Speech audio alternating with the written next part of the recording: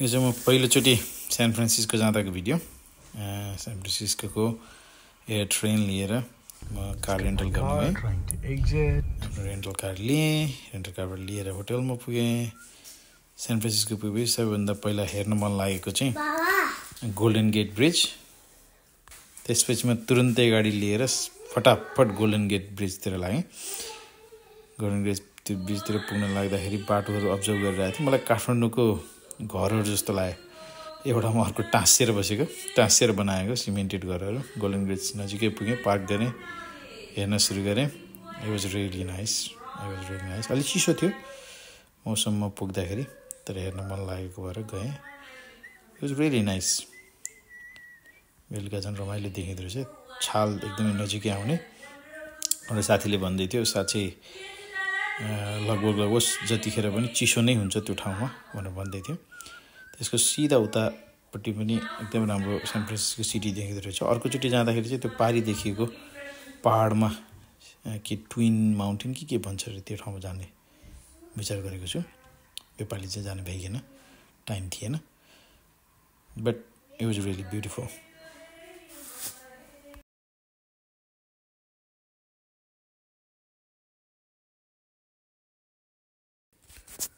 वरिपरि त्यो समुद्र, बेलुकाको त्यो पहेँलो बत्ती साह्रै राम्रो देखिएको थियो। सायद अलि जस्तो बुढीलाई लिएर गएको, छोराछोरीलाई लिएर गएको धेरै बेर बस्थेँ होला। एक्लै गएको थिएँ, त्यही भएर एकैछिन आधा घन्टा जति बसेँ। त्यसपछि म त्यहाँबाट निक्लिएँ। समुद्र साह्रै राम्रो थियो। देखा तो जाना सनम, प्यार होता है दीवाना सनम, अब यहाँ से कहाँ जाए हम।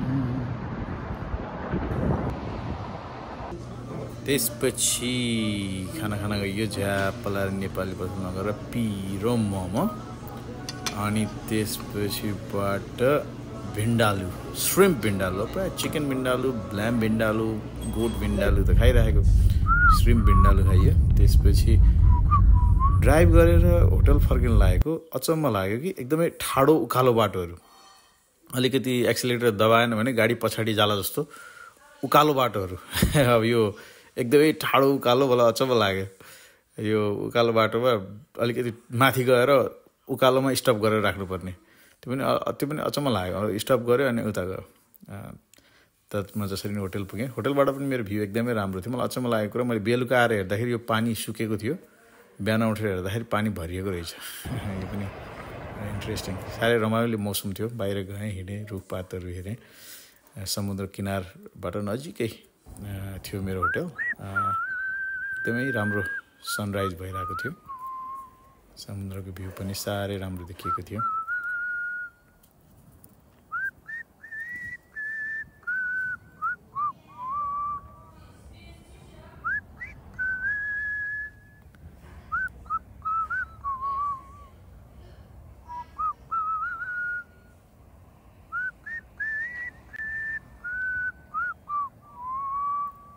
Beautiful sunrise. It's really beautiful.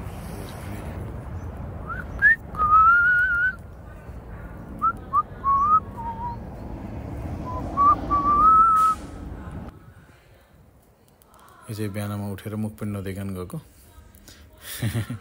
त्यो चाहिँ सान फ्रान्सिस्को एयरपोर्ट, त्यो डाँडाको तल छ। यतापट्टिबाट प्लेन आएको देख्न सकिँदो रहेछ।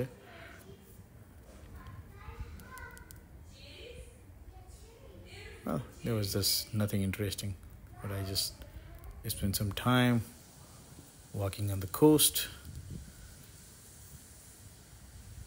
The weather was really nice. The plants around were really nice. That was the attraction for the morning. That beautiful sunrise touching the tip of the mountain was like amazing looking. I don't know, यो California जाँदाखेरि सधैँभरि हुने हो कि कहिले काहीँ हुने, जहिले फुलहरू चाहिँ साह्रै राम्रो भेटिन्छ। San Diego गए पनि, Long Beach area, Anaheim. This is first time in San Francisco. फर्केर गएँ, नुहाइधुवाइ गरेँ, त्यसपछिबाट ब्रेकफास्ट एभोकाडो टोस्ट त्यसपछि लागे म सान फ्रान्सिस्को एक्सप्लोर गर्न फेरि सान फ्रान्सिस्कोमा समुद्रमाथि लामो 1-2 माइलकै रोडहरू पनि रहेछ जस्तो लाग्यो मलाई यो 1-2 माइल पक्कै पनि छ होला यो समुद्रमाथि ड्राइभ गर्दाखेरि पनि रमाइलो लाग्दो रहेछ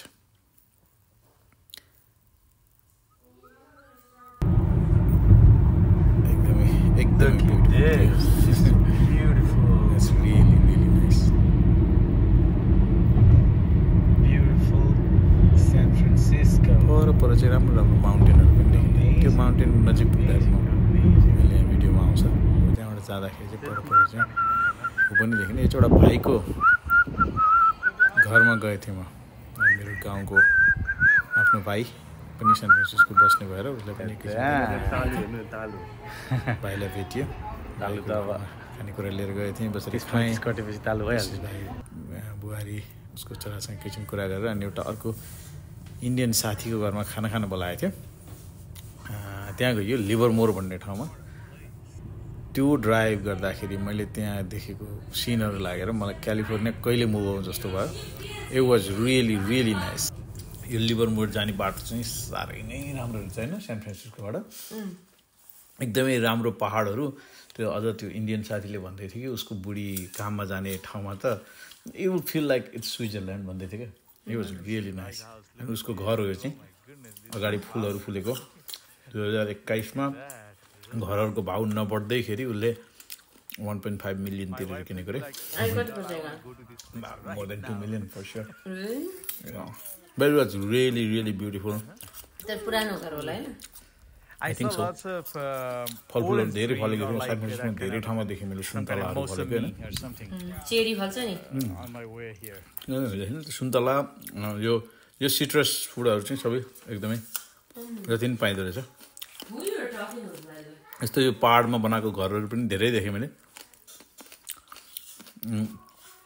यो चाहिँ म भोलिपल्ट एउटा मेरो यो अफिसको कामले गएको थिएँ यो फार्मास्युटिकल सेन्टरको बिचमा एउटा प्रोग्राम थियो मेरो त्यहाँ निक्लिने बेला लिएको मैले भिडियो हो यो पहाडमा घरहरू बनेको देख्दाखेरि पनि रमाइलो लाग्दो रहेछ